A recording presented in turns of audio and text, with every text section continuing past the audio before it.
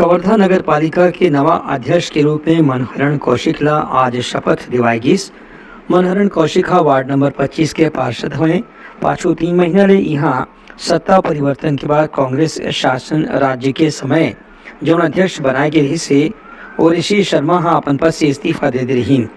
एक बाद से लगातार 3 महीने तक के अध्यक्ष के पद खाली रही से एला देखत आज शासन प्रशासन डहर ले बहुमत और सर्वसम्मति के आधार में फिलहाल मनहरण कौशिक ला कार्यवाहक अध्यक्ष के रूप में जिम्मेदारी दी गई है। नरेंद्र मोदी जी के संकल्प और विजय शर्मा जी का जो संकल्प है उसे लेकर अपने शहर का विकास करेंगे और उसके मार्गदर्शन में सभी शहर वासियों का जो भी परेशानी है दिन रात एक करके मेहनत करके उस सारी परेशानी को दूर करेंगे। किसी पर जनता ने हमने आदेश दिया है उनका पूर्ण रूप से पालन करेंगे। उनका कहना से कि अब कवर्धा नगर पालिका क्षेत्र में विकास के कार्य ला लोगों के समस्या ला हल करे बर प्राथमिकता से कार्य करे जाही।